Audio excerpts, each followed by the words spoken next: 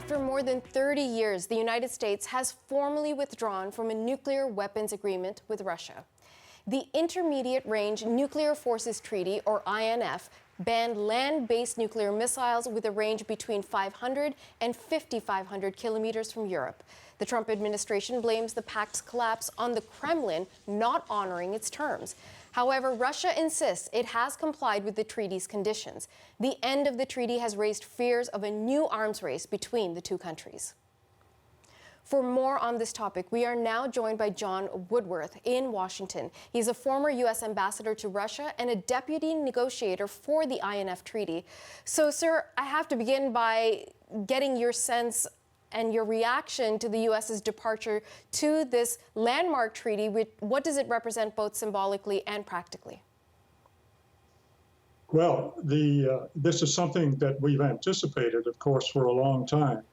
The controversy over compliance with the treaty by Russia began 4, 5, 6 years ago.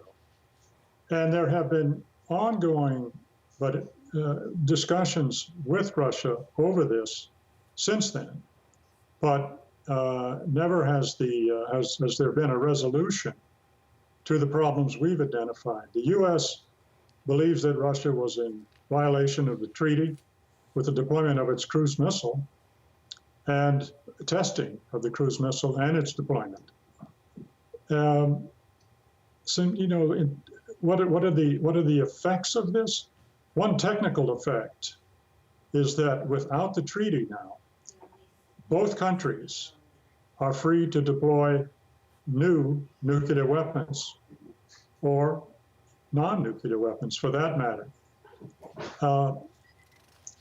In our view, the Russians have already done that. The United States now would be free to do so, and has begun developing weapons for that purpose.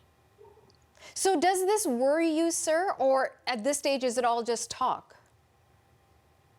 Well, yes, it worries me, and I think it should worry other people too.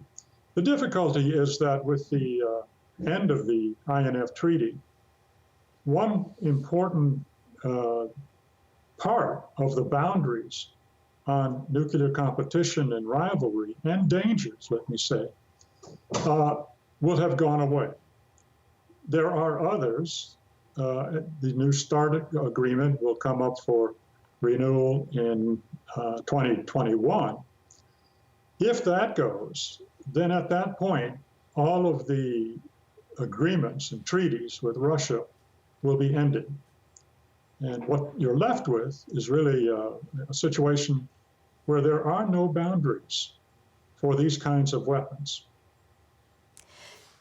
Why aren't more people worried about this? Because this doesn't seem to be necessarily a topic that lots of people are concerned about. If you compared it to the 1970s and 1980s, when people were very concerned about nuclear weapons and the proliferation, why do you think it's no longer such a big issue? You know, that's a good question, and I don't know exactly why. We do know that back in the 70s and 80s, and during the 80s when the INF negotiations were going on, there were thousands of people in the streets in Europe and even in America protesting against nuclear weapons. So it very much gripped much of the population at that time. We don't see that now. In part, I could say because of the INF treaty, which for a long time removed dangers of nuclear war. I wouldn't say remove them, but certainly lessened them. And so people ceased thinking about them or being preoccupied about that to the degree they were back in the 70s and 80s at the height of the Cold War.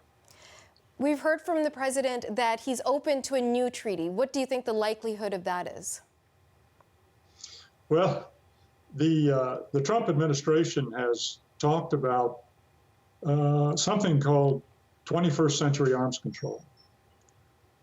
We don't know really what that means, other than the fact that President Trump has indicated he thinks China, at least, should be involved in any new round of arms control negotiations.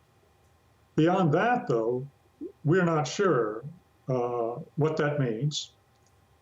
There are also important questions whether China can be brought to engage on this subject. So far, they've been very resistant.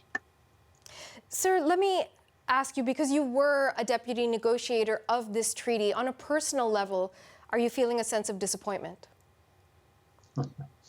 Well, yes, disappointment. Since we've anticipated this for a long time, it doesn't come as a shock, I would say. But I think the achievement of the INF treaty was so exceptional that its end cannot help but be disturbing.